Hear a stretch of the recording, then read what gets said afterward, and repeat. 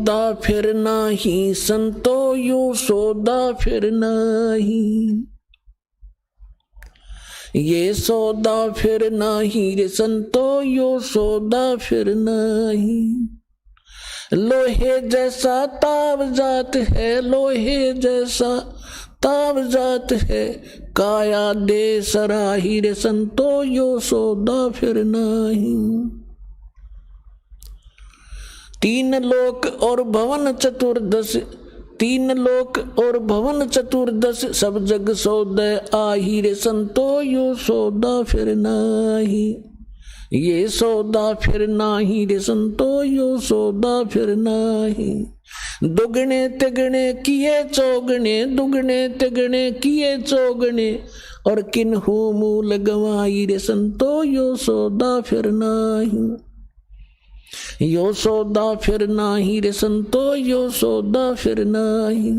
यो तम टूटे पिंडा फूटे, ये दम टूटे पिंडा फूटे, हो लेखा दरगाह माही रे संतो यो सौदा फिर नाही, ये सौदा फिर नाही रे संतो यो सौदा फिर नाही। जा दिन की मोए डरनी लागे, जा दिन की मोए डरनी लागे, लज्जा रे अकनाही रे संतो यो सौदा फिर नाही, यो सौदा फिर नाही रे संतो यो सौदा फिर नाही। फिर बताते हैं कि कुल परिवार तेरा सकल कबीला, पुर कुल परिवार तेरा सकल कबीला, मसलत एक ठराही रे संतो यो सौदा फिर नाही। बांध पिंजड़ी आगे धर लिया, बांध पिंजड़ी आगे धर लिया, फिर मरहट में ले जाई रे संतो यो सौदा फिर नाही, यो सौदा फिर नाही रे संतो यो सौदा फिर नाही। अग्नि लगा दिया जद लंबा, अग्नि लगा दिया जद लंबा, फूक दिया उस ठाई रे संतो यो सौदा फिर नाही, यो सौदा फिर नाही रे संतो यो सौदा फिर नाही। पुराण बांध फिर पंडित आए, पीछे गरुड़ पढ़ाई रे संतो यो सौदा फिर नाही, यो सौदा फिर नाही रे संतो ये सौदा फिर नाही। प्रेत शिला पे जा बिराजे, प्रेत शिला पे जा बिराजे, पितरों पिंड बराई रे संतो यो सौदा फिर नाही, यो सौदा फिर नाही रे संतो यो सौदा फिर नाही। बहुर श्राद्ध खान को आए, बहुर श्राद्ध खान को आए, काग भयो कुलमाई रे संतो यो सौदा फिर नाही, यो सौदा फिर नाही रे संतो यो सौदा फिर नाही। नरसेती तू पशुआ की जय, नरसेती तू पशुआ की जय, गद्दा बैल बनाई रे संतो यो सौदा फिर नाही, यो सौदा फिर नाही रे संतो यो सौदा फिर नाही। ये 56 भोग कहाँ मन बोरे, 56 भोग कहाँ मन बोरे, कित कुरड़ी चरणे जाई रे संतो यो सौदा फिर नाही, यो सौदा फिर नाही रे संतो यो सौदा फिर नाही। जय सतगुरु की संगत करते, जय सतगुरु की संगत करते, यो सकल कर्म कट जाई रे संतो यो सौदा फिर नाही, यो सौदा फिर नाही रे संतो यो सौदा फिर नाही। अमरपुरी पर आसन होते, अमरपुरी पर आसन होते, जहां धूप न छाई रे संतो यो सौदा फिर नाही, यो सौदा फिर नाही रे संतो यो सौदा फिर नाही। अपनात्माओं, इस वचन में अमृतवाणी के अंदर आदरणीय गरीबदास साहिब जी ने परमात्मा की महिमा और इस जीव की दशा बताई है। जैसा भी आपको एग्जाम्पल दिया था कि एक दो साहूकार पैसे लेकर गए थे उद्देश्य बिजनेस बढ़ाने के लिए, एक ने उद्देश्य पूरा किया, एक ने घुट्टी लाई सो गया। जिसने दोगुने तिगने कर लिए वो तो सेठ बन गया, और जिसने घुट्टी लाई बकवाद करी घड़ी वो टोटे माँ के मजदूर लगा। तो यहाँ बताते हैं कि लोहे जैसा ताव जात है, ये काया दे सराही।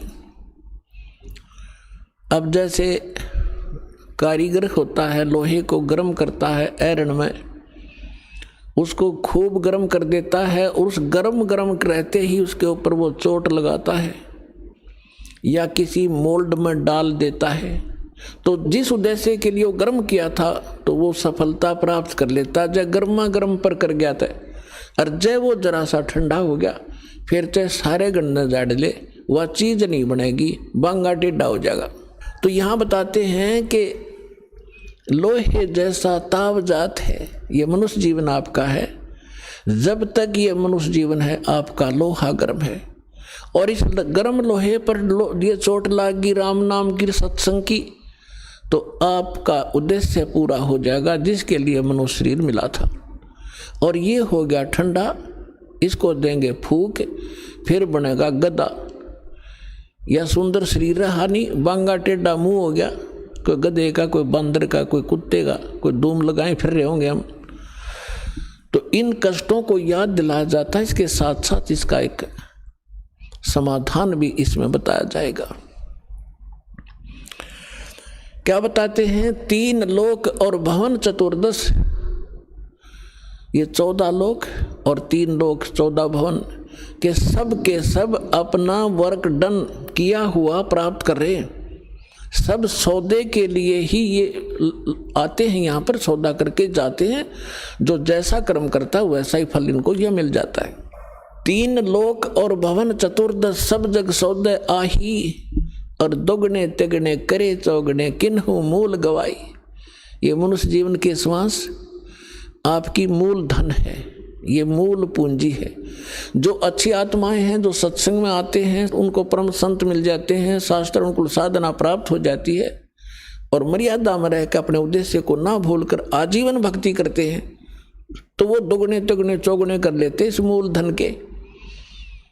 और जो केवल सारा दिन राजनीति में गुटी सुटी लाई, ताश खेले, बकवाद घड़ी, पेट भरने के लिए धंधे में लागे रहे, बस उसी को फाइनल मान लिया, तो कहते उन्होंने मूल गंवा दिया, वो मूल धन नष्ट कर दिया, मनुष्य जीवन को बर्बाद कर दिया।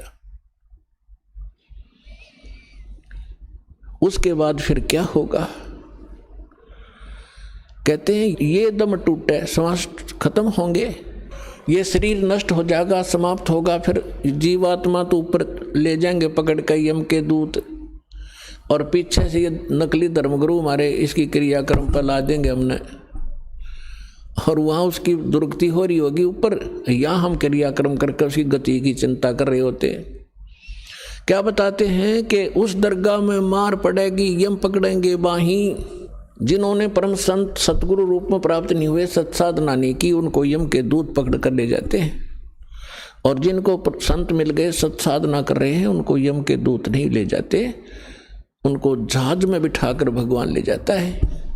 कबीर साहब कहते हैं आए हैं सो जावेंगे ये राजा रंग फकीरे, एक सिंहासन चढ़ चले एक जूड़े जात जंजीरे। आने और जाने में बहुत अंतर रहेगा। कबीर साहब कहते हैं जो जन्मे हैं वो मृत्यु तो होगी। आए हैं सो जावेंगे राजा रंग फकीर, लेकिन राजा रंग जो भक्ति नहीं करते और फकीर साधक जो संत कर भक्ति करता है, उनके जाने में बहुत अंतर होगा। एक तो सिंहासन चढ़ चले, विमान में बैठ कर जाएंगे, और एक बांध के ले जाएंगे जिनको यम के दूत, तो बहुत अंतर हो गया। अब क्या बताते हैं कि कुल परिवार तेरा सकल कबीला मसलत एक ठहराई। जब आपका शरीर पूरा हो जाएगा, श्वास छूट जाएंगे, जीव निकल जाएगा, तो आपके अंतिम संस्कार के लिए आपके कुल के लोग तुरंत एक राय कर लेंगे, अब उठाओ जल्दी और फूको, फाइनल करो इसको। कुल परिवार तेरा सकल कबीला मसलत एक ठहराई, सब ने एक सलाह बना ली, और बांध पिंजड़ी आगे धर लिया मरघट में ले जाई। अग्नि लगा दिया जद लंबा फूक दिया उस ठाई। अब शरीर का तो कर दिया काम। अब क्या शुरुआत की? गुरुजी आए, कहते हैं पुराण उठा के, फिर पंडित आए, कहते गुरु पुराण का पाठ कराओ इसका। परमात्मा कहते हैं जीव चला गया, माटी फूक दी, अब क्या रहेगा तुम्हारे पल्ले?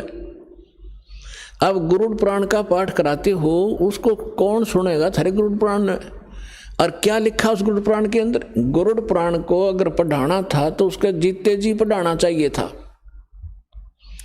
जैसे गरुड़ पुराण के अंदर लिखा हुआ है कि जब ये प्राणी शरीर छोड़कर जाता है और जिसने भक्ति नहीं की होती, दान धर्म नहीं कर रखा है, यम के दूत पकड़ कर ले जाते हैं और आगे फिर उसको भंडारे चल रहे होते हैं और उसको नंगे पैरों घसीट कर ले जाते हैं। उसको भूख लगी है, प्यास लगी है और वो देखता है सामने और यमदूतों से कहता है मुझे खाना खा लेने दो। वो कहते हैं नहीं, तेरे लिए अलाउड नहीं है, पहले धर्मराज के पास चल, फिर पूछेंगे अगला तेरा क्या हिसाब किताब करना उन्होंने।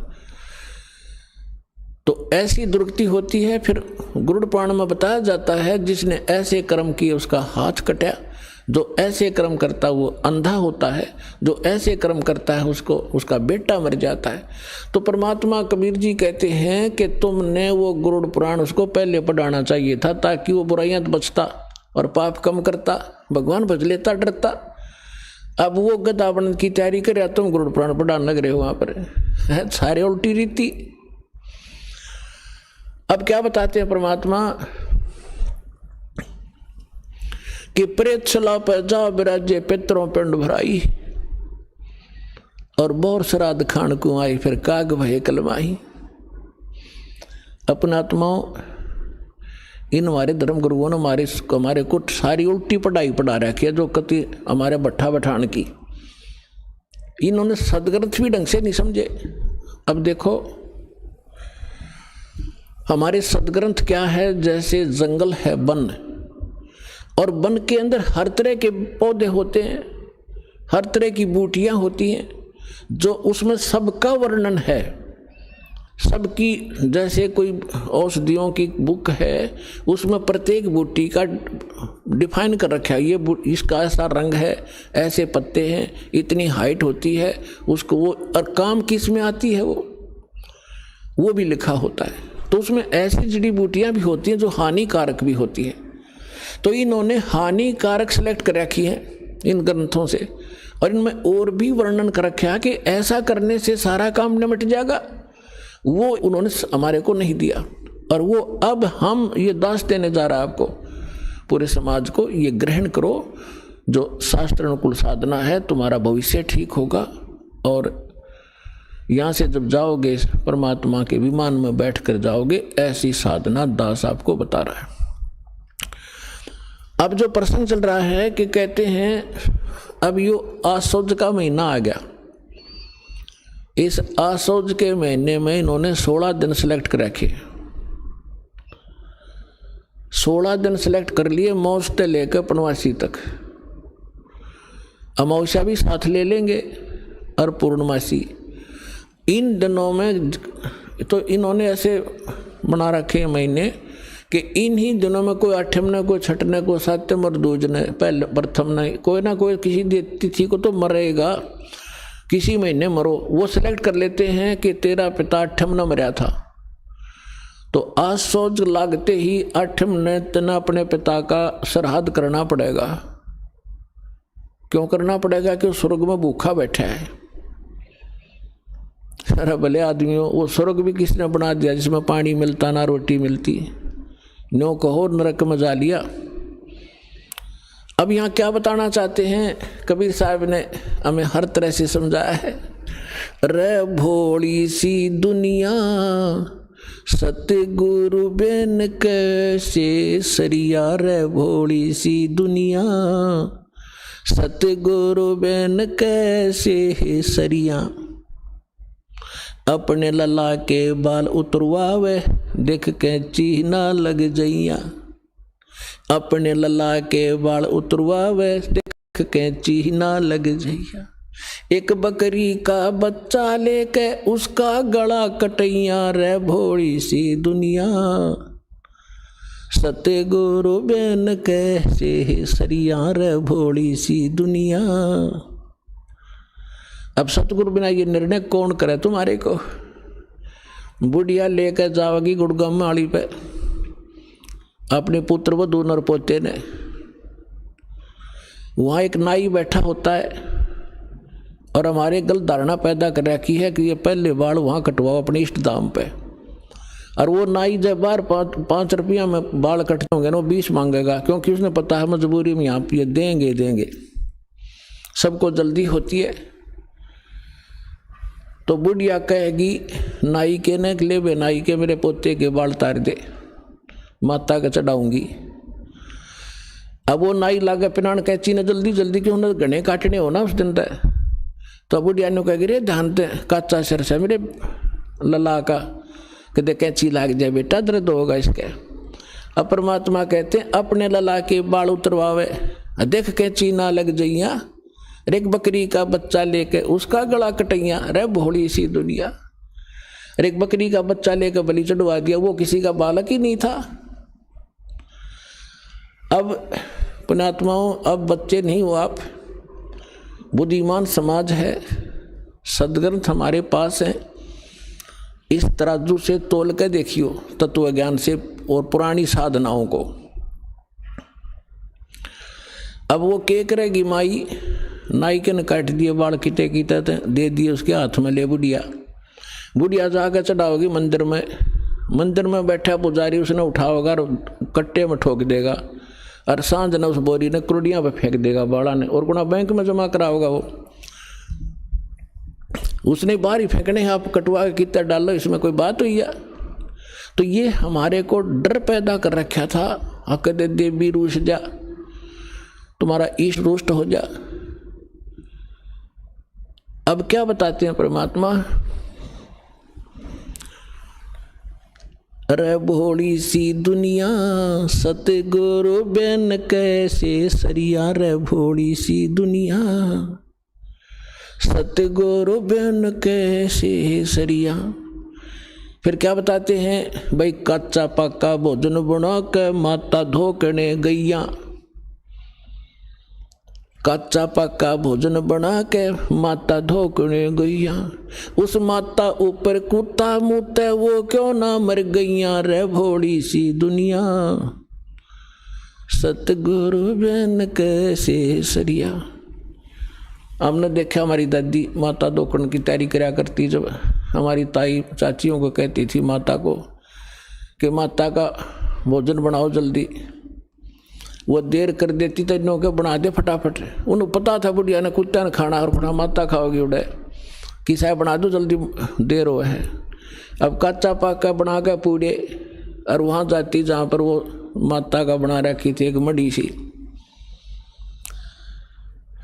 अब वो बुढ़िया तो माता पर पूड़े चढ़ा के और उससे नीचे भी ना उतरती, इतने 4 कुत्ते चढ़ने चुकर देते, माता के उसे डिनर ने खावे और चलते हैं उसको प्रमुख काम है वो माता के सिर पे। अब परमात्मा कहें जिसको तुम पूजने गए थे इसी सक्षम थी तो कुत्ते की टांग क्यों ना तोड़ दी उसने, उसके सिर पर मूत रहा है। तो पुण्यात्माओं, ये जो साधनाएं हम किया करते थे आज हमें हंसी आवे है और रोना आ रहा है कि हमारे पूर्वज नाश कर गए अपने जीवन का इन मूर्खों के बहकाए हुए। अब क्या बताते हैं परमात्मा, अब देखो हमारा कोई परिवार का सदस्य मृत्यु को प्राप्त हो जाता है तो सबसे पहले वो क्या करते हैं कि इसके फूल उठाओ, क्या करोगे, गंगा में डाल के आएंगे, किस लिए गति हो जाएगी इसकी, गति कराएंगे। अच्छा उठा लिए, गंगा में डाल आए, फिर कहा कि इसकी 13वीं करो, 13वीं किस लिए कि गति करावांगे। अच्छा 13वीं कर दी, फिर महीना करो, पहले तो बड़ा सांका था, एक साल तक प्रत्येक महीने गति कराया करते और 1 साल में फिर न्यारी गति कराया करते, कदे 6 माहिर फिर साल के अंदर वर्षोदी, ये सारा कुछ कर दिया। फिर कहने लगे श्राद्ध शुरू करो, किस लिए कि उसकी गति करावेंगे। फिर पिंड भरुआ काओ, किस लिए कि गति करावाएंगे। परमात्मा कहते हैं कहाँ छोड़ दिए लाके। अब क्या बताते हैं, जैसे सरहदी बावेंगे, हमने सब ने पता, अपने भी पता, हमने भी खूब ये डले डो रखे हैं। पंडित जी आवेगा, भोजन बनावेगा और फिर सबसे पहले कहेगा छत पर रख दो, किस लिए कि हो सके तुम्हारा बाप कौआ बन गया हो और कौवे ने भोग ला दिया, समझ लो भोग लग गया तुम्हारे पिता को। क्यों? कौवा बना हुआ है बता, लागे थे गतिकरण, कौवा बना के छोड़ दिया। और थरा गजब भैया। रे भोली सी दुनिया सतगुरु बिन कैसे सरिया, रे भोली सी दुनिया सतगुरु बिन कैसे सरिया। रे भोली सी दुनिया सतगुरु बिन कैसे सरिया। फिर बताते हैं, जीवित बाप गेल लट्ठम लट्ठा और मुए गंग पुचैया। जीवित बाप गेल लट्ठम लट्ठा मुए गंग पुचैया। जब आवे आसौज का महीना वो कौवा बाप बनैया। रे भोली सी दुनिया सतगुरु बिन कैसे सरिया। रे भोली सी दुनिया सतगुरु बिन कैसे सरिया। अब बगैर ज्ञान के इस माया की हवस में हम बड़े छोटों का सत्कार भी भूल गए। एक बूढ़ा बतावा था, एक भक्त कह रहा था कि मेरा एक मित्र था, वो मैं भी रिटायर हो गया और वो भी रिटायर हो गया। एक दिन मुझे बैंक में मिल गया। वो बैंक में से उसने 8-10 हज़ार रुपये मिले पेंशन के, और उसके साथ मैंने उसको राम रमी करी। उसकी पुत्र वधू साथ थी। वह बोली ला दादा ये पीछे मैंने दे दे, खो देगा कि तो राम लकड़ी जाएंगे तेरे पे। वो 10 के 10 हज़ार बूढ़े तीन दे दिए। और ने बोले हम जाओ बाजार में कोई सामान ले आवेंगे, उस तीन दे दिए 10 रुपये, रिक्शा में बैठ के घर चला जाइए। अब वो कहने लगा भाई या कौन थी? बोला छोरे की बहू थी। और बोला ठीक से, बोला खाक ठीक सू, आए मैंने पैसे दिए ले ले, मैं चाह न भी तरसूँ, सारा दिन इनके मुंह तरफ देखता हूँ, ईसा ठीक सू मैं। तो पुणात्मा परमात्मा कहते जीवित बाप का तो कदर नहीं, और मरे पाछे इनके बकाए हुए नो का गंगा में डाल कहोगे गति हो जाएगी। गंगा में डालने तक गति होगी इनकी। फूक फाक दिया, राख बना दी उसने, कीता फेंक दो उठा के। वस्तु अपने मनुष्य जीवन रहते जो करना कर लो, बाद में सारी बकवाद है, उसका कोई लाभ नहीं। क्योंकि इन्होंने इस सारी साधनाओं को बिगाड़ दिया। जो कुछ उस जीव को लाभ होना था जीवित समय में, जो विशेष लाभ होना जीवित समय में होना है, मृत्यु के उपरांत जो साधना वो करवाते हैं ना, मृत्यु के उपरांत उसकी गति करा देंगे। आज तक तो किसी गति हुई नहीं। और जिनके जो पितृ दोष हैं, जो आपके ऊपर कोई बाधाएं हैं, अब आपको ऐसे मंत्र आपके माध्यम से ऐसे पुण्य वर्तमान में कराए जाएंगे कि उनका भी छुटकारा हो जाएगा। आपकी अगली पिछली आने वाली पीढ़ियां सभी का उद्धार हो जाएगा। ये पुराना जो लोक वेद है उसके आधार से कुछ भी साधना आप नहीं करोगे, इसको त्याग दो। अब क्या बताना चाहते हैं कि जय सतगुरु की संगत करते ये सकल कर्म कट जाई। अमरपुरी पर आसन होते जहां धूप ना छाई। गरीबदास साहिब जी ने बताया है कि यदि सतगुरु की शरण मिल जाती तो ना तो आप प्रेत बनते और ना ही पिंड भरवान की आवश्यकता पड़ती। और क्या बताते हैं, जो साधना ये किया करते थे उसका रिजल्ट क्या होता था। भूत जुनी जा छूटत है पिंड दान करते, गरीबदास जिंदा कहे भाई ने नहीं मिले भगवंते। अब धर्मदास जी अपने हिंदू धर्म में जन्मे थे, यही साधनाएं भ्रमित वो कर रहे थे। तो परमात्मा ने उनको समझाया था कि जो तुम पिंड दान करते हो उससे भूत जूनी छूट सकती है, लेकिन भगवान नहीं मिल सकता। अब भूत जूनी छूटगी और गधा योनी पक मिलगी तो खाक गति कराई। बस न्यो कहें कि हमारा पीछा छूट गया, बाबू से क्या करता, पिताजी घना दुखी करे था। भगत आते हैं कहते हैं मेरी माँ मर गई, मेरी बहन को दुखी कर रही है। अब वो अंडे धक्के खाती हुआ कितन की तो प्रवेश करे, पर परेशान खुद भी हो रही, ज्ञान उसको है नहीं।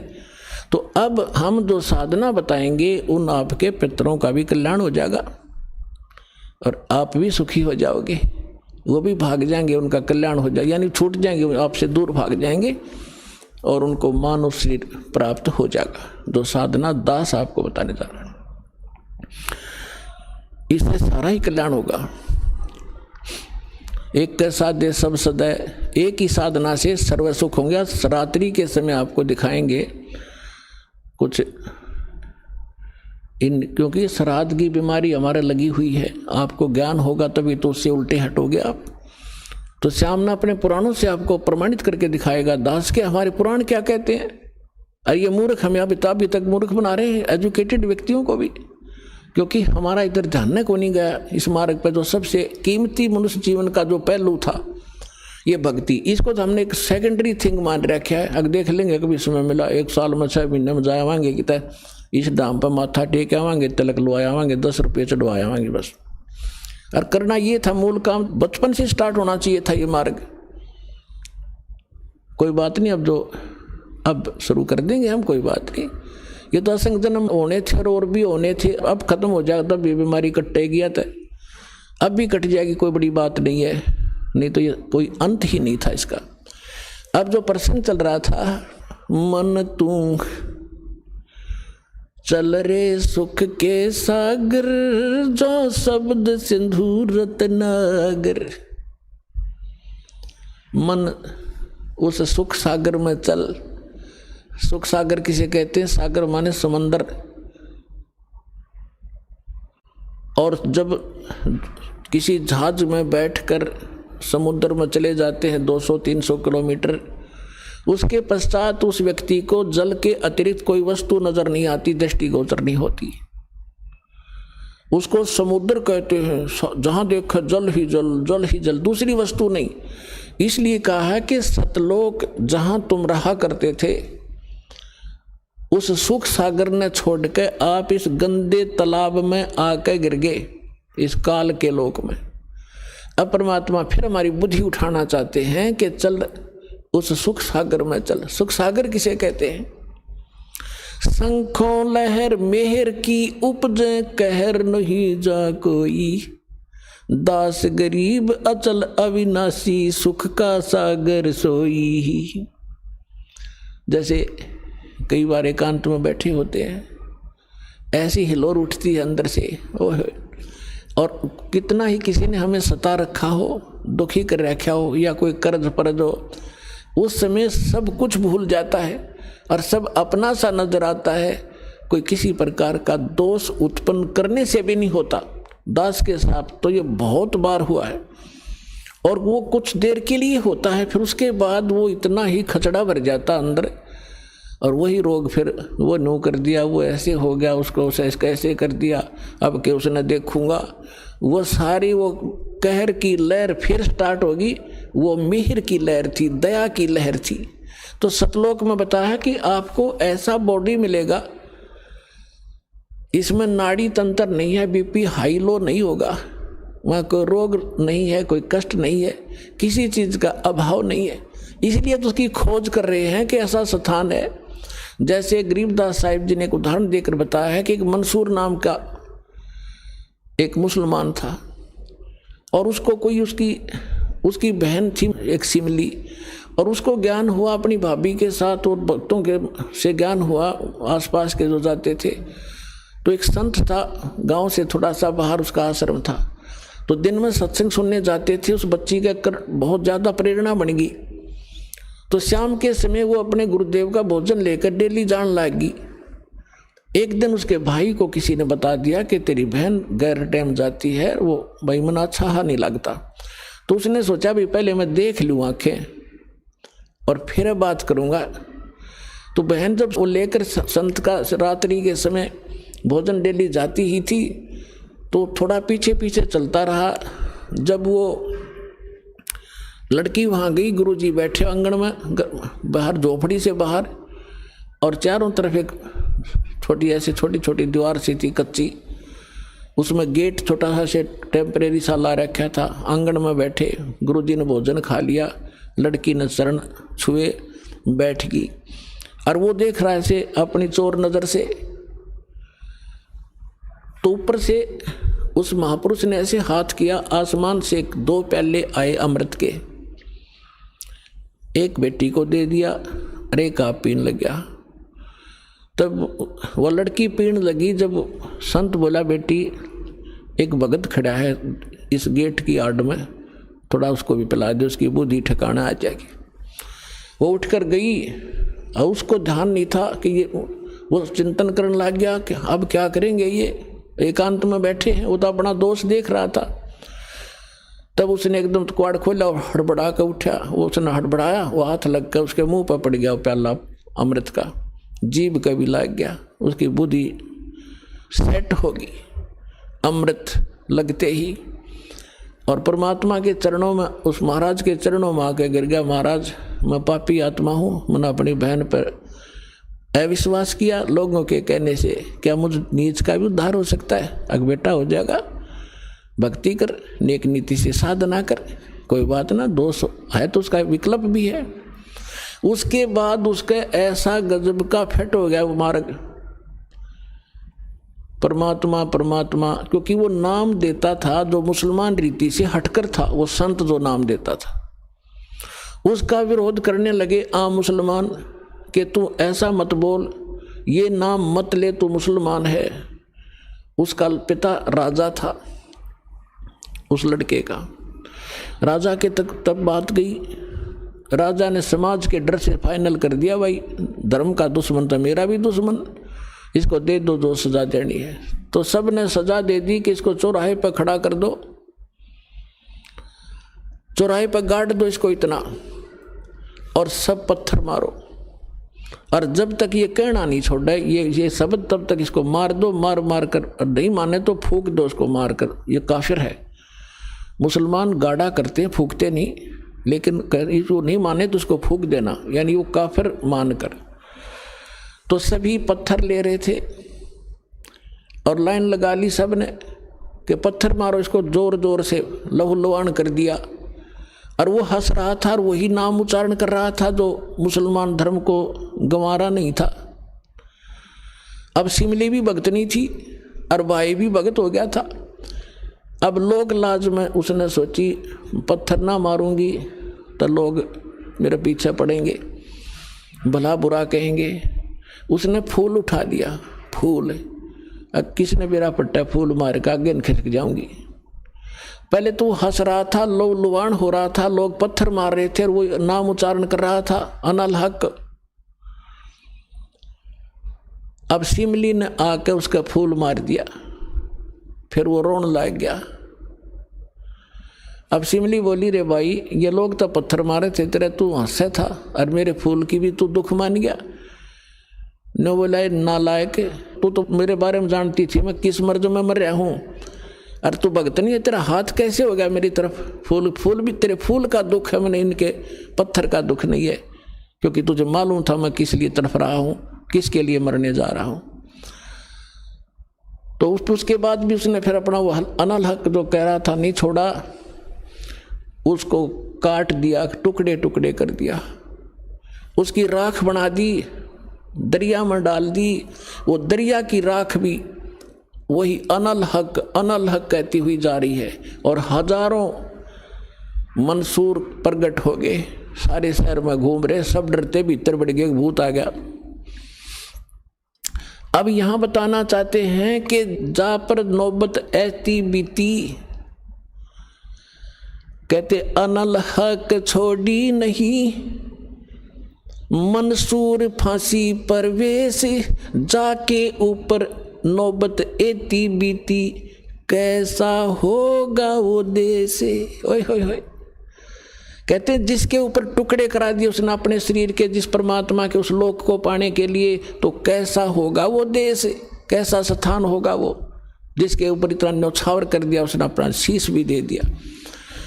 तो यहाँ क्या बताते हैं, शंखों लहर बेहर की उपजे, कहर नहीं जा कोई, दास गरीब अचल अविनाशी, सुख का सागर सोई। वो सतलोक जहाँ से आप आए हो और उस सुख की आपको यहाँ आभास है, उस सुख का, उसकी तरफ में आप खोज रहे हो। देखो आज मनुष्य उस जीव की वृत्ति है, रिमोट बना लिए, बैठे बैठे लाइट के भी रिमोट बन गए, गेट भी रिमोट, और टीवी तो ये चैनल बहुत दिनों से चल रहे हैं। तो हम ये चाहते हैं काम कम करें, हमें लाभ घना हो, सुख ज़्यादा हो, हाथ पांव थोड़े अलावा। लेकिन यहाँ तो चाहे प्रधानमंत्री बन ले, सपने में भी चैन नहीं है। एक दो प्रकार का परिश्रम हट जाएगा, बाकी ज्यों के तो बने रहेंगे। माइंड की जो रिहर्सल है वह बढ़ जाएगी, आपकी टेंशन, तो वहाँ जाकर सुख मिलेगा आपको। और उस सुख की, उस लोक की प्राप्ति के लिए परमात्मा अपना ज्ञान खुद देने के लिए आते हैं। अब यहाँ क्या बताना चाहते हैं कि तुम कितने दिन हो गए यहाँ कष्ट उठातों को, कोट जन्म तन भर मत हो गए और कुछ नहीं हाथ लगा रे, कुकर सुकर खरबा बोरे कौआ हंस बगारे। सर्व सोने की लंका होती रावण से रणधीरम, एक पलक में राज बिराजीव जम के पड़े जंजीरम। मन तो सुख के सागर बस रे भाई और ना ऐसा यस रे। अब सारी सोने की लंका बना रखी थी, महल भी सोने की ईंटों से, स्वर्ण गोल्ड, गारा के स्थान पर भी सोना प्रयोग कर रखा था उसको बद्दी जीव ने। और परमात्मा कहते वो मर्द गर्द में मिल गए रावण से रणधीर, और कंस के सी चाणोर से हिरणाकुश बलबीर। तेरी क्या बुनियाद है तो जीव जन्म धर दलेत, गरीब दास हरि नाम बिना तेरा खाली रह जा खेत। अब क्या बता रहे हैं परमात्मा के कोट जन्म तन भरमत हो गए, कुछ नहीं हाथ लगा रे। आज प्रधानमंत्री बन जा कोई, और कल मृत्यु होगी, फिर गधा बना खड़ा है, बता खाक ले गया वो, क्या लिया उसने, क्या हाथ लगा उसको। तो परमात्मा कहते हैं आप सभी ना जाने कितनी बार इंद्र बन लिए स्वर्ग के राजा, कितनी बार पृथ्वी के राजा, कितनी बार देवता पद प्राप्त कर लिया, और गधे कुत्ते के योनिया भी आपने असंख्य बार भोग ली। आप जी को दास ने बहुत बार दिखाया है जैन धर्म का इतिहास। महावीर जैन वाली आत्मा थी, और वो मारीची नाम से पहले ऋषभदेव का पोता था।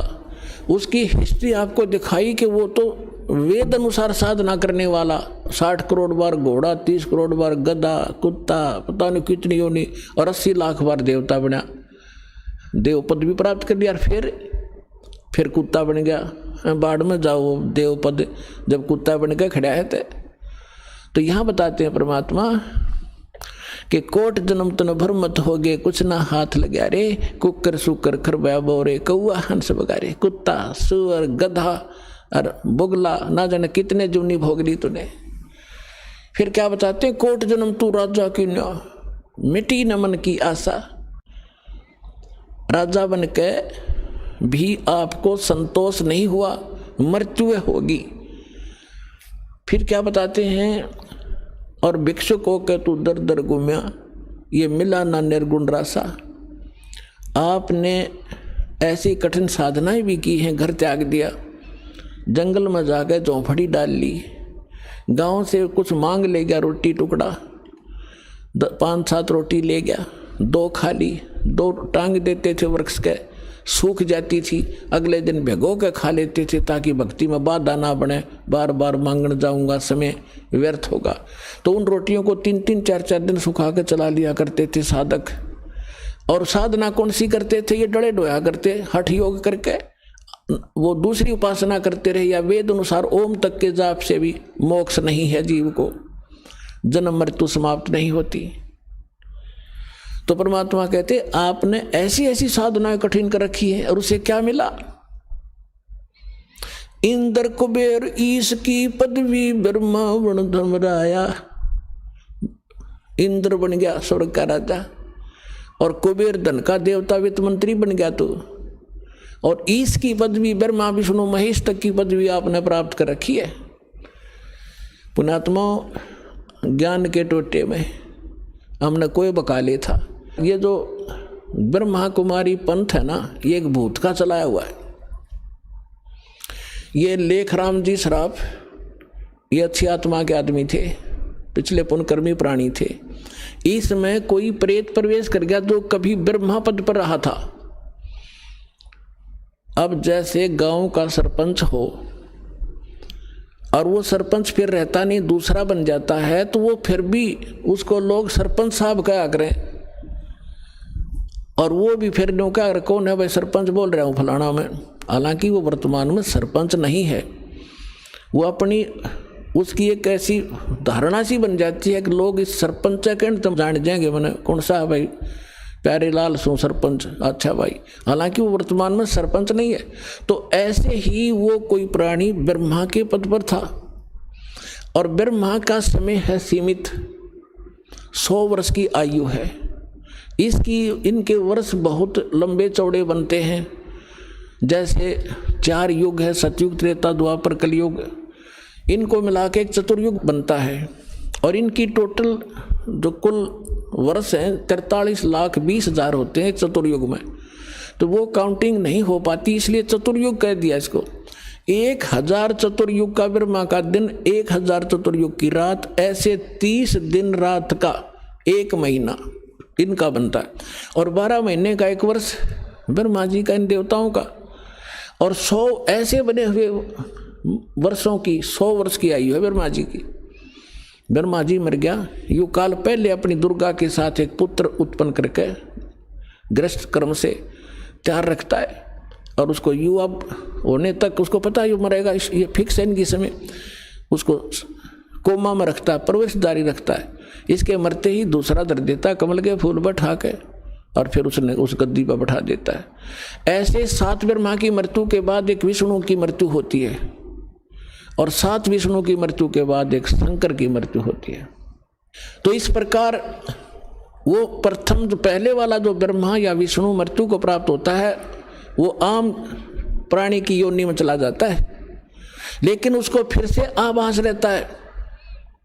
जैसे यहाँ बहुत से आप आते हैं, देखते हैं, एक भगत कह रहा था कि मेरे लड़के में एक पुलिस वाला SHO था, वो बोला अनु बैठ जा कड़का, मैं थानेदार हूँ, थानेदार। बोला भाई थानेदार तू जाए, हमारा पीछा छोड़, सारे जाड़े जुड़े लगा लिए, और प्रेत बन रहा थानेदार। तो ऐसे ही उस लेखराज के अंदर वो कोई पूर्व जन्म में ब्रह्मा पद पर रहा था, वो भूत, वो बोलने लग गया, आँख लाल होगी। दास ने उनकी सारी हिस्ट्री लिख रखी है, फिर सुनाऊंगा, इतना टाइम नहीं। तो कहने का भाव ये है कि ऐसे परमात्मा कहते इंद्र, कुबेर, ईश की पदवी इन ब्रह्मा विष्णु महेश वाले स्वामी पद को प्राप्त कर चुके हो तुम। और ब्रह्मा वरुण धर्मराया विष्णुनाथ के लोक को जाके तो फिर भी वापस आया। तुम विष्णु जी को सुप्रीम मानते हो, और विष्णु जी की भी मृत्यु और उसमें गए हुए प्राणी की भी मृत्यु, तो फिर भी जन्म मृत्यु रही आपकी। इंद्र कुबेरीश की पदवी है। अब पुण्यात्मा, इन आध्यात्मिक उदाहरणों से आपको दृढ़ता आवेगी इस ज्ञान के समझन में। स्वर्ग का राजा कैसे बनता है, ये या तो तप करता है या धर्म यज्ञ करता है। 100 धर्म यज्ञ करनी पड़ती है इसको, जिसमें 100 मन देसी घी लगाना पड़ता है, और ऐसी 100 धर्म यज्ञ करनी पड़ती है, तब वो इंद्र की पदवी प्राप्त करता है। और इसके दौरान जो वर्तमान का इंद्र होता है, स्वर्ग का राजा, उसको एक हिदायत होती है, उसके लिए एक टर्म एंड कंडीशन होती है कि यदि तेरे शासन काल में किसी अन्य व्यक्ति ने इंद्र की पदवी प्राप्त करने योग्य साधना कर ली, वो सफल हो गया, तो तुझे पद से हटाया जाएगा, उसको विराजमान किया जाएगा। इसको चिंता बनी रहती है कि कोई तेरे शासन काल में कोई ऐसा तप साधना ना कर ले जिसे तेरा राज चला जा। इसलिए ये यहाँ पर गुप्त रूप में देवता और देवियों की जो उसके अंतर्गत, वो तो नौकर हैं उसके, देवी देवता स्वर्ग के राजा के, उनकी ड्यूटी लगा देता। तो आपने देखा होगा विश्वामित्र जी साधना करे थे, और एक मेनका नामक परियागी इंद्र की भेजी हुई, उसके ऊपर आसक्त हो गया, उसकी झोपड़ी में रही, एक लड़की होते और छोड़ के चली गई, अक्षय बाल ऋषि जी तेरा कर दिया काम। तो इंद्र को ये चिंता बनी रहती है कि कोई ऐसी तपस्या ना कर ले जिससे तेरा इंद्र पदवी जावे। और राज प्राप्ति के लिए राजा लोग ना जाने के अनर्थ करा दे, लाखों लोग मरवा देते हैं, इन पता नहीं के जुल्म करवा देते। तो इंद्र, उस इंद्र की पदवी के प्राप्त करने के लिए कहाँ तक गिर जाते हैं ये। एक मार्कंडे नाम के ऋषि साधना कर रहे थे अपने आत्माओं, जैसे गीता अध्याय नंबर 4 के श्लोक नंबर 25 से लेकर 30 तक यही बताया गया है कि जो भी जैसी साधना कर रहा है उसको पापनाशक जानता है, उसको श्रेष्ठ मानता है। अब मार्कंडे ब्रह्म साधना कर रहे थे इस ज्योति निरंजन की, वेदों अनुसार ओम नाम का जाप, और साथ में हठ योग और अड़ंगा डाल दिया इन्होंने। हठ योग ये कहाँ से लाए? हठ योग कोई वेद में हठ योग नहीं है, और ना गीता के अंदर इस हठ योग का प्रावधान है, ना वेदों के अंदर है, ना सूक्ष्म वेद के अंदर है। किसी महापुरुष का वर्णन नहीं है कि हठ योग करके हजारों वर्ष बैठे रहो। ये कहाँ से लिया इन्होंने? जब ब्रह्मा जी कमल के फूल पर बैठा था, और ब्रह्मा जी से इन्होंने ज्ञान प्राप्त है सारा। तो इसने बताया कि मैं कमल के फूल पर बैठा था, मुझे नहीं मालूम है कहाँ से जन्म हो गया मेरा। आकाशवाणी हुई कि तप करो तप करो, तपो तपो कर वाक्य सुनाया, लोक रचो बल मेरी माया। तो इसने सोचा भगवान की आकाशवाणी होगी, तप करने लग गया, 1000 वर्ष तप किया, फिर कहा कि जाओ सृष्टि करो।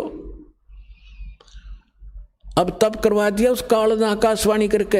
इसने सोची भगवान का आदेश है, और बाद में वेद में ले इनको, वेदों में है नहीं ये तप करने का प्रावधान। तो इन्होंने ब्रह्मा जी से तो वो ले लिया तप, और वेदों से ले लिया ओम नाम, खिचड़ी बना ली। अब ओम नाम का जाप तो थोड़ी देर करें ये, फिर तो बाकी समाधि में ज़्यादा लीन होते। समाधि क्या चीज़ है? जैसे आप फिल्म देखते हो वैसे आप आध घंटे इस मन में टिका नहीं सकते, कभी उठोगे कभी बैठोगे कभी इधर देखोगे, चल वहाँ घूम आते हैं। और फिल्म 3-3 घंटे 4-4 घंटे न्यू आँख पाड़े बैठा रहे, क्यों? उसमें नए नए बकवास इस मन को दिखें तो वहाँ टिका रहता है। इसी प्रकार समाधि क्या होती है? शरीर में खोजा इन्होंने भगवान और परमात्मा के प्राप्त संतों ने और भगवान ने कहा कि अंड और पिंड के पार सो देश हमारा है। तो इसके अंदर जो चैनल बने हुए कमल, जैसे टीवी में चैनल होते हैं, जौन सा चैनल ऑन करोगे और उसमें जो भी आपका चैनल ऑन हो गया, उस कार्यक्रम जहाँ से हो रहा है वहाँ उसमें दिखता रहेगा, आप देखते रहोगे।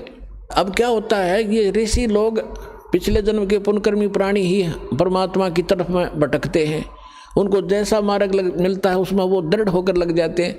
तो किसी भी कारण से उसका कोई कमल खुल जाता है और वो चैनल ऑन हो गया, चैनल उसमें वो क्या देख रहा था, ब्रह्मलोक में उसकी समाधि पहुंच गई। और ऊपर के लोग क्या, उनमें जैसे रेस्टोरेंट हैं प्रत्येक शहर में, बड़े शहरों में बड़े रेस्टोरेंट होते हैं, उनमें सारी बकवाद न्यारी होती है, नाचने गाने वाले, शराब घुटी वटवट। तो इसी प्रकार ऊपर जो भी लोग हैं उनमें यही सांग है, कोरी बकवाद है, अपनी पूंजी नाश करनी है, पुनों के आधार से आपको स्वर्ग प्राप्ति होती है। जैसे साहूकार व्यक्ति सेठ गर्मी के मौसम में मई जून के अंदर पहुंच जाता शिमला के अंदर, वहाँ कमरा ले किराए पर होटल में, और 20-30 हज़ार रुपये लेकर जाता है। 2 महीना में उसने फूक फाक के खा कर मौज माज कर वापस जेब कटवा कर अपने कर्म क्षेत्र में आ जाता है। इसी प्रकार इसी स्वर्ग हैं यहाँ के, चाहे ब्रह्मलोक के हों, चाहे विष्णु लोक के हों, चाहे शिव लोक के हों, और चाहे कोमन स्वर्ग हो। अपनी पूंजी नाश करने के लिए प्राणी वहाँ जाता है, पुण्य नाश कर देता है। वहाँ इनके चार्जिंग हैं, किसी में 10%, किसी को 15%, किसी में 25%। आपकी पुण्यों से ही वो अपना खर्चा चला रहे हैं। पुण्य समाप्त होते ही आपको नरक जाना होता है, नरक के बाद फिर 84 लाख योनियों में जाना होता है। तो ऐसे मार्कंडेय ऋषि को ज्ञान था कि ब्रह्म साधना उत्तम है, जैसा इनको मालूम था। तो वो ब्रह्म साधना करते करते ब्रह्म लोक में उसकी समाधि पहुंच गई, और वहां जो कुछ हो रहा था, नाच गाना, वो वहां देख रहा था। आधी आंखें खुली थी, आधी बंद थी। इंद्र को पता चला, किसी ने बताया कि ऐसे एक मार्कंडेय ऋषि बंगाल की खाड़ी में घोर तप कर रहे हैं और तेरी गद्दी को खतरा है। इंद्र ने एक उर्वशी भेजी, अप्सरा, उसका वो तप खंड कराने के लिए, और उसको ऐसी सिद्धियां दे दी, उसने आसपास आधा किलोमीटर के अंदर से ऐसी सुंदर हवा चला दी, शीतल और बसंत जैसा मौसम बना दिया, और कहीं से ऐसी मीठी मीठी गानों की आवाज़ शुरू होगी, और वो उसके सामने 50 फुट पर दूर नाचने लगी। मार्कंडेय ऋषि, मार्कंडेय ऋषि आधी आंखें खोला था, आधी बंद थी। अब उसने नाचते नाचते सारे अपने जो क्रियाक्रम थे कर लिए, वो नहीं टस से मस हुए, तो लास्ट में नी वस्त्र होगी, कमर का नाड़ा तोड़ दिया। तब मार्कंडेय ऋषि बोला, हे बेटी, हे बहन, हे माई, तो हमारे किस लिए आई? शर्मिंदा होकर कपड़े वस्त्र पहन कर कहने लगी, हे मार्कंडेय ऋषि, इस वन में जितने भी और साधक थे वो तो मुझे देखते ही फेल हो लिए थे, और आप ना जाने आपकी समाधि कहाँ थी। तब मार्कंडेय ऋषि ने कहा कि मेरी समाधि वहाँ थी जहाँ तेरे जैसी तो उन वहाँ के नाचने वालियों की नौकरानियाँ थी, पैर धोया करती उनके, धोती हैं। तुझे क्या देखूं, तेरे से कोई सुंदर हो उसने भेज। तब उसने कहा कि मैं इंद्र की पटरानी मैं ही हूँ। इंद्र के स्वर्ग के राजा की पत्नी खूबसूरत होती है, वही पटरानी बनती है, और पिछले पनों से वो आधार उसका बनता है। तो मार्कंडेय ऋषि ने कहा कि फिर आप यहाँ क्या करने आई कि आप मेरे साथ चलो इंद्रलोक में, नहीं तो मैं दुहागन की जाऊंगी, मुझे सजा दी जाएगी, तू हार का आगी, मेरी इज्जत रख दो। मार्कंडेय ऋषि बोला कि एक बात बता, जब इंद्र मरेगा जब तू क्या करेगी? अब वो लड़की कहती है कि मैं ऐसे ऐसे 14 इंद्र वरूंगी, 14 इंद्र पति बनाऊंगी। अब देखो पुण्यात्माओं, हमने कितने युग हो गए डले डोत्या ने। जैसे परमात्मा ने कहा है कि भिक्षुक लेकर होकर दर दर घूमया, ये मिला ना निर्गुण रसा। ये वास्तविक मार्ग आपको प्राप्त ना होने से कितनी साधनाएं कठिन की, उसका क्या क्या बेनिफिट आपको मिला।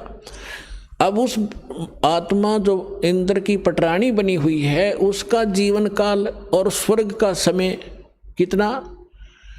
1000 चतुर्युग का, यानी ब्रह्मा जी की एक दिन का 72 चौकड़ी युग, एक 72 चतुर्युगी लमसम 72 चतुर्युग का शासन काल होता है एक इंद्र का। वो इंद्र अपना पूरा कर लेता है तो दूसरा जो उसने इस योग्य तपस्या कर रखी है वो उसमें लाइन में खड़ा होता है उसका, तो उसको शासन दे दिया जाता है। और वो लड़की जो उसकी पत्नी है वो कहती है मैं लगातार उन 14 इंद्रों की पत्नी बनी रहूंगी जब तक एक दिन पूरा नहीं होगा। अब मार्कंडेय ऋषि ने पूछा कि जब वो इंद्र मरेगा तू क्या करेगी?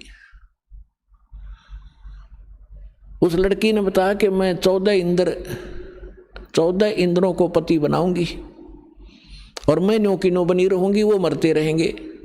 तो मार्कंडेय ऋषि ने कहा कि वो 14 भी तब मरेंगे जबकि एक रहेगी।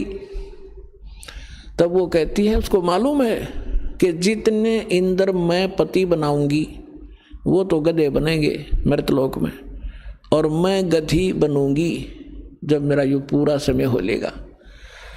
अब मार्कंडेय ऋषि कहने लगा फिर मुझे वहाँ किस लिए ले जावे थी, इसे गंदे लोक में जिसकी रानी गधी बने राजा गधा बने।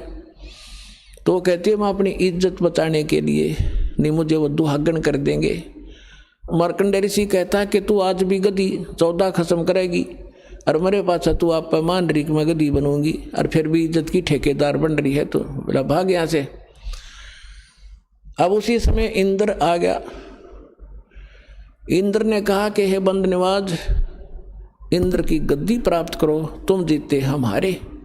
तो मार्कंडेय ऋषि कहने लगा, अरे भोले व्यक्ति, अरे इंद्र, अरे इंद्र तू क्या कह रहा है? इंद्र का राज मेरे लिए तो काग की बीट है, कौन गदा बने इसको भोग कर, और तू रख अपने ने, मुझे जरूरत नहीं। अब वो जैसा जिसने ज्ञान है, मार्कंडेय ऋषि इंद्र जी को कहते हैं कि इंद्र तू छोड़ दे इस राज ने, आजा मैं तुझे ब्रह्म साधना बताता हूं, या कर ले। अपने आत्माओं, मार्कंडेय ऋषि को ब्रह्म साधना का बेरा था, ज्ञान था।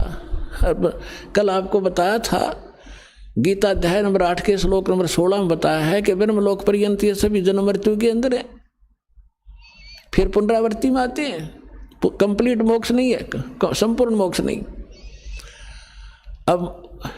अब देखो पुण्यात्मा, अब क्या बन रही है हमारे साथ, कहाँ खड़े हैं। जैसे आज कोई अच्छा अफसर है, IAS IPS इंजीनियर, या कोई अच्छा डॉक्टर है, या कोई MLA MP मंत्री बन रहा है। अब उसको कोई समझावे नो जाके कि आजा भक्ति कर ले, सतलोक आश्रम बरवाड़ा में चलेंगे, तो वो क्या कहेगा कि ना इब तब ना मौज करने दे, फिर देखेंगे। तो वही इंद्र ने कहा, इंद्र बोला महाराज जी इब तो मैंने मौज करने दो, फिर कभी देखूंगा। बता, अब फिर के देखा गदा बने बाचा, फिर तो कुमार देखेगा तने, 2.5 मन का बोरा कड़ पर मारेगा, लठगट्टों पर, घुटनों पर। देखना, अब देख जो संत बता रहे हैं ये साधना कर, इन साधनाओं का निर्णय करो। जैसे मार्कंडेय ऋषि बता रहा था, उसको ये कर ले, उसका आपको बता दिया कि वहां गए हुए प्राणी वापस आएंगे, फिर खाक साधना वो। अब ये कंप्लीट इन ऑल रिस्पेक्ट, ये स्पिरिचुअल नॉलेज और कंप्लीट इसका समाधान इस दास के पास परमात्मा ने दे रखा है, ले और कल्याण कराओ। 2 अक्षर की बात है। अब क्या बताते हैं, इंद्र कुबेर ईश की पदवी ब्रह्मा वरुणराया, विष्णुनाथ के पुर को जाके तो फिर भी वापस आया, फिर भी जन्म मृत्यु रहा। फिर क्या बताते हैं, अब जैसे आपको बहुत बार प्रमाणित किया है कि ब्रह्मा विष्णु महेश तीनों नासवान, देवी भागवत देवी पुराण के 3रे स्कंद में सचित्र मोटा टाइप 123 पृष्ठ पे गीता प्रेस से प्रकाशित में स्पष्ट किया है कि विष्णु जी स्वयं स्वीकार करते हैं कि दुर्गा अपनी माता को कह रहे हैं कि तुम शुद्ध स्वरूपा हो, ये सारा संसार तुम इसे उद्भासित हो रहा है। मैं ब्रह्मा और शंकर, हमारा जन्म और मृत्यु होता है, हमारा आविर्भाव और तिरोभाव होता है, हम अविनाशी नहीं है। इससे सिद्ध हो गया कि तीनों देवता नासवान, तो पुजारी भी नासवान, उनका वो स्थान उनको नहीं मिल सकता जो गीता अध्याय नंबर 15 के श्लोक नंबर 4 में कहा है कि तत्व ज्ञान की प्राप्ति के उपरांत परमेश्वर के उस परम पद की खोज करनी चाहिए, जहाँ जाने के बाद साधक फिर लौटकर कभी संसार में नहीं आते। गीता अध्याय नंबर 18 के श्लोक नंबर 62 में कहा कि गीता ज्ञानदाता कहता अर्जुन, तो सर्वभाव से उस परमेश्वर की शरण में जा, उसकी कृपा से तू परम शांति को और सनातन परम धाम को प्राप्त होगा। गीता अध्याय नंबर 15 के श्लोक नंबर 16 और 17 में 3 पुरुष बताए हैं। एक सर पुरुष, ये 21 ब्रह्मांड का मालिक है, ये काल है, ब्रह्म है। और अक्षर पुरुष, ये 7 संग ब्रह्मांड का स्वामी है, इसको अक्षर पुरुष पर ब्रह्म भी कहते हैं। और उत्तम पुरुष तू अन्य परमात्मा इति उदारत, ये लोग तरम अविश्य विवर्ती अवे ईश्वर है। इन दोनों से श्रेष्ठ परमात्मा तो कोई और है जो तीनों लोकों में प्रवेश करके सबका धारण पोषण करता, वास्तव में वो है विनाशी। अब जैसे 7 ब्रह्मा की मृत्यु के बाद एक विष्णु की मृत्यु, 7 विष्णु की मृत्यु के बाद एक शिव की मृत्यु, उसके बाद ऐसे 70,000 बार जब शिव मर लेंगे तो एक बार ये ब्रह्म मरेगा, ये काल मरेगा, एक इसके ब्रह्मांड का नाश होगा। और वो एक युग होगा अक्षर पुरुष का, एक युग, नोट चतुर्युग, ओनली एक युग। और ऐसे ऐसे 1000 युग का दिन होगा उस अक्षर पुरुष का, इतनी ही रात्रि। ऐसे 30 दिन रात का उसका महीना होगा, और 12 महीने का 1 वर्ष, और 100 वर्ष की अक्षर पुरुष की भी आयु है, और वो भी मरेगा। यहाँ गीता अध्याय नंबर 15 के श्लोक नंबर 17 में कहा कि वो है वास्तव में अविनाशी, जो इन दोनों से भी अन्य है।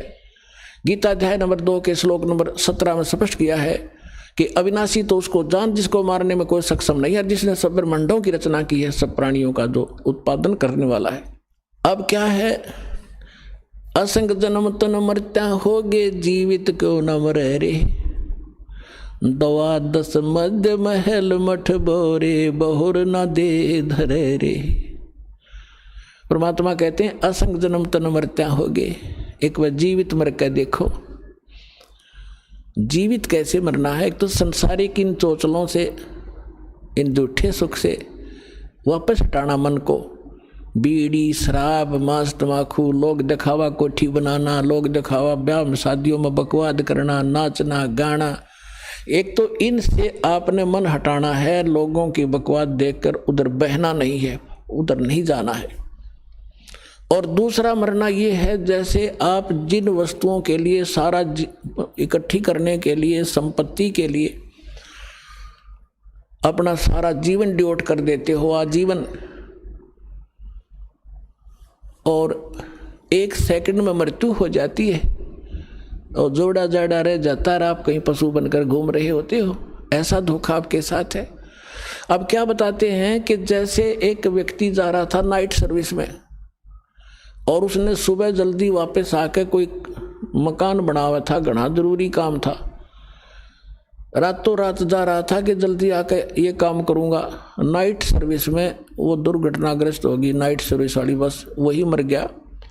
अब स्पीड तनो खींच रहा था, रात में भी समय निकाल के सुबह आके काम करूँगा, और परमानेंट गया, वो सारा काम धरा धरा रह गया। अब क्या बताना चाहते परमात्मा कि ये सब के अकेला बीतेगी, सबके साथ बीतेगी आपके, ये ना समझना कि उससे अकेल घटना घटेगी बाकी आप सुरक्षित हो। आप सुरक्षित तब होगे जब भगवान कबीर साहब की शरण में आ जाओगे, इस दास के माध्यम से ये उपदेश ग्रहण कर लोगे और मर्यादा में रहोगे। अब क्या है, जैसे आप जब सत्संग की तरफ आने की सोचते हो तो ये मन काल का दूत है, पता नहीं क्या क्या आपको समस्या पैदा करेगा, ये नुकसान हो जाएगा, उस तरह ये नुकसान हो जाएगा, पीछे तो ऐसा ना हो जाए, अगले सत्संग में चलेंगे, अगले में फिर और कोई समस्या पैदा हो जाएगी। तो पुण्यात्मा यूँ काम तो अपना करना ही पड़ेगा, इस मन की बातों में नहीं आना। जैसे पुराने समय की बात, एक दरोगा जी घोड़ी पे बैठा जाओ था सचो, दोपहर का समय, जून का महीना, हरियाणा राजस्थान का यह क्षेत्र, उसमें रहट चलाया करते थे सिंचाई के लिए किसान, बैल जोड़ देते थे, ऊंट जोड़ देते थे, रहट से पानी निकालते थे, उसमें बाल्टियां बंधी होती थी, लकड़ के उसके साजबाज होता था, चूं चर्र चूं चूं, वो घना शोर कराया करता पानी निकालते समय। अब घोड़ी ने पानी देखा, प्यासे दोनों थे, घोड़ी पानी पीने के लिए चली तो निकट गई तो उस रहट की शोर सुनकर चरचों को वो दूर भागी। ऐसा चो ने उस किसान को धमकाया, खुरकाया कि इस चूचू को बंद कर तू। उसने वह चूचू बंद कर दी, बैल रोक दिए, रहट रुक गया। ऐसे बालू रेत का क्षेत्र था, जब तक वो घोड़ी को निकट लेकर इतना जमीन पानी पीगी, उसमें पानी मिला नहीं, थोड़ा सा वैसे पड़ा कहीं कहीं। तो दरोगा ने कहा कि भाई ये पानी निकाल। किसान ने वो बैल हाँक दिए, वो फिर चूं चूं करा, वो घोड़ी फिर भागी कि आधा किला दूर। वहाँ जाकर उसने कहा कि चूं चूं बंद कर, उसने चूं चूं बंद कर दी, बैल रोक दिए, रेट रुक गया, पानी रुक गया, आया था उसमें जल नहीं। तब उस किसान ने कहा दरोगा जी इस चूं चूं में पी लो कि मैं पीना होता ना तो दोनों मरोगे। इस चूं चूं में लकड़ेगा यू पानी, चूं चूं बंद होई और कुछ नहीं मिल रहा तुम्हें। तो पुण्यात्माओं या चूं चूं तक काल मिटना ना दे, इस समय आपने सत्संग में भी आना होगा और भक्ति भी करनी होगी, 2 पैसे दान भी करने पड़ेंगे, ना तो दोनों यानी जीवन नाश हो जाएगा आपका। अब जो प्रसंग चल रहा है कि जैसे जब यो काल घनी चूं चूं करे मन तो चल पड़ो घर से, और ये सोच कर चल पड़ो कि मान ले आज मेरी परमानेंट मृत्यु हो जा, तब इस काम में कौन संभालेगा। ये सोच लो कि हम मर गए 3 दिन के लिए, अब 3 दिन में जो हानि होएगी जाकर फिर कवर कर लेंगे, और परमानेंट टिकट की फिर क्या करोगे, तब भी तो छोड़ना पड़ेगा वो। तो इस मार्ग पर चलने के लिए आपने प्लस माइनस साथ अकाउंट करना पड़ेगा, तब आगे बढ़ पाओगे। नहीं तो क्या कितने युग हो गया हमने इस काल के धोखे में ये अटपट करते हैं, और परमात्मा के लिए चले उनका कोई हानि हुआ करे, कभी नहीं हो सकती। घर बैठा पाओगा मालिक आपको सौ सुख देगा, ना जाने कितनी आपकी आपदाओं को टालेगा। ऐसे बहुत से प्रमाण हैं। फिर भगवान की आवश्यकता नहीं है। जो भक्ति और भगवान की तरफ आने में हानि होगी तो अपनी त्रुटि से हो सकती है। कबीर साहब कहते हैं, सतगुरु के दरबार में कमी काहे की ना, अंसा मौज नहीं पावता तेरी चूक चाकरी माँ। परमात्मा के दरबार में कोई कमी नहीं है। परमेश्वर कबीर जी की डिक्शनरी में इम्पॉसिबल वर्ड नहीं है। और फिर भी हमें कोई लाभ नहीं प्राप्त हो रहा है तो आपकी कोई सेवा शुश्रूषा में कोई मर्यादा में त्रुटि है अपनी, वो ठीक कर ले और फिर देख मालिक के रंग। तो क्या बताते हैं, असंग जन्म तना मरत्या होगे, जीवित क्यों ना मरे रे, जीवित मर के देख। और 12 मद महल मठ बोरे, बहुर ना दे धरे रे। जैसा वो कहते हैं ना, गीता अध्याय नंबर 15 के श्लोक नंबर 4 में कहा है कि परमेश्वर के उस परम पद की खोज करनी चाहिए जहाँ जाने के बाद साधक फिर लौटकर संसार में कभी नहीं आते, वो फिर दे नहीं धरते यहाँ। तो अब क्या बताते हैं कि अभी हमने 10वां द्वार 2वां द्वार के गाटे जोड़ रखे थे ऋषि में ऋषियों ने। वो तो 12वां द्वार पार करके सतलोक है, सचखंड। एक जम्मू के अंदर युरांजड़ी के अंदर मधु परमहंस कबीर पंथी को और कख पता नहीं उन भोले भाले ने करा, मन 11वां द्वार पा गया। आज तो किसी ने नहीं बताया, कोई नहीं जानता। 11वां तक काल का ही इसमें है, अक्षर पुरुष के रोग तक ही सीमित है। परमात्मा के 12वें द्वार में जाके परमात्मा प्राप्ति है, जहाँ जाने के बाद फिर लौट कर संसार में नहीं आते। फिर याद दिलाते हैं कि दोजक भिस्त सभी ते देखे राजपाट के रसिया। ये साधना करके, जैसे आपको महावीर जैन जी का इतिहास दिखाया कि ऑथेंटिक रिकॉर्ड है वो, और उन्हीं क्या लिखा हुआ है वो बिल्कुल सत्य है। परमात्मा भी यही बताते हैं और उनके साथ बीती हुई हिस्ट्री भी ऐसी बता रही है। तो क्या बताते हैं कि दोजक नरक बहिष्ठ स्वर्ग, इस काल के लोक के नरक और स्वर्ग तन करोड़ों बार देख लिए। राजपाट के रसिया, और 3 लोक से तरपत ना ही ये मन भोगी खसिया। इस मन की इतनी गंदी वृत्ति है, इसको 3 लोक का राज भी दे देना फिर भी नहीं सोचा एक आध और पा जा कि वहाँ और सेटिंग करूँ। गांव का सरपंच बन जाता है, उसकी नीयत नहीं हो रहा है चेयरमैन बनूं। जब बात बना ब्लॉक के अंदर, चेयरमैन बनते ही उसकी मन की टेंडेंसी परिवर्तित हो जाती है, लोग गणे चाण लागे क्या एमएलए बनूं। जब बात बने एमएलए बन जाता है तो उसने फिर भी संतोष नहीं होगा, मंत्री बने जी साहब है। जब बात ठीक बने, अब मंत्री बनने के बाद उसकी नीयत रहती है मुख्यमंत्री बनूं ना, तो फिर भी पराधीन हो गया मैं।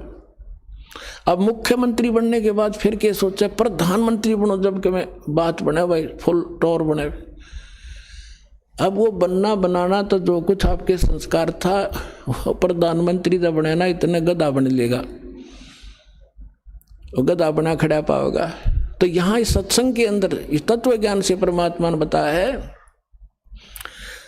कि दोजक भिष्ट सभी ते देखे राजपाट के रसिया, 3 लोक से तिरपत नाही ये मन भोगी खसिया। अब क्या बताते हैं, सतगुरु मिले तो इच्छा मेटे, पद मिल पदे समाना।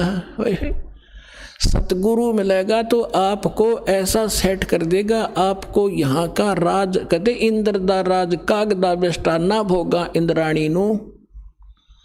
स्वर्ग का राज भी आपको काग की बीट दिखाई देगी, टट्टी दिखाई देगी उस परमात्मा के उस सतलोक के सुख की तुलना में। तो ये सतगुरु ही ऐसा निर्णय करके देगा आपको, वो आपकी इच्छाओं को समाप्त करेगा और केवल आपको फिर पर सतलोक प्राप्ति ही आपकी धुन शेष रह जाएगी। और तभी हम वहां जा सकेंगे जहाँ आशा ता बासा होई और मन कर्म वचन सुमरियो सोई। अब क्या बताते हैं कि सतगुरु मिले तो इच्छा मेटे, और पद मिल पदे समाना। ओए अब ये है वो तत्व ज्ञान। कितने कोड वर्ड है इसके अंदर। यहाँ कहते हैं सतगुरु मिले तो यह इच्छा मिटे, और पद मिल पदे समाना। जैसे गीता अध्याय नंबर 15 के श्लोक नंबर 4 में कहा है कि उसके बाद परमेश्वर के उस पद, परम पद की खोज करनी चाहिए। पद माने यहाँ पद मिल पदे समाना, कितना गहरे शब्द है। पद का दो अर्थ है यहाँ पर। एक पद का अर्थ है पद्धति। पद्धति माने मेथड ऑफ वर्शिप, पूजा की जो विधि है एक्यूरेट, वो पद्धति सही मिले, फिर उस पद में समाना। पदे समाना कौन सा? परमेश्वर के उस पद, परम पद की खोज करनी चाहिए जहाँ जाने के बाद अब वो पद अमर पद प्राप्त हो, वो पदवी। और एक पद पद्धति, तो यहाँ कहा है कि सतगुरु मिले तो इच्छा मिटे, पद मिल पदे समाना, यानी सही way of worship, method of worship सही मिलेगा according to the spiritual literature. जब आपको शास्त्र अनुकूल सही साधना मिलेगी तब आप उस पद में समाओगे। कहाँ? जहाँ जाने के बाद फिर लौट कर नहीं आते।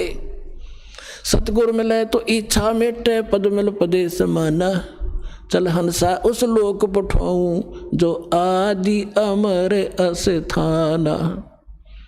गीता अध्याय नंबर 18 के श्लोक नंबर 62 में कहा कि अर्जुन तो सर्वभाव से उस परमेश्वर की शरण में जा, उस परमेश्वर की कृपा से ही तुम परम शांति को और शाश्वतम स्थानम, उस अमर स्थान को प्राप्त होगा। अब वही यहाँ पर ला रहे हैं परमात्मा की प्यारी आत्मा गरीबदास साहिब जी भगवान से, कबीर साहब से प्राप्त ज्ञान से। कहते सतगुरु मिले तो इच्छा मिटे, पद मिल पदे समाना, और चल हंसा उस लोक पठाऊं जो आदि अमर स्थाना, जो शाश्वत स्थान है। वहाँ क्या सुख होगा? यहाँ की 4 मुक्तियाँ हैं। चौथी मुक्ति प्राप्त हंस भी कहते, चारों मुक्ति प्राप्त भी पुनर्जन्म के अंदर आता है, और वहाँ कभी वो सुख उसका समाप्त हो जाता है, फिर गधा बनकर घूम रहा होता है। तो क्या बताते हैं? 4 मुक्ति जहाँ चंपी करती माया होरी दासी, दास गरीब अबे पद पर से, वो मिले राम अविनाशी। अविनाशी राम, कबीर राम मिलेगा आपको वहाँ सतलोक में, और वो सुख आपके सदा चरणों में पड़ा रहेगा।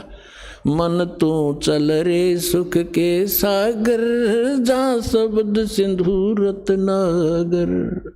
सत साहिब।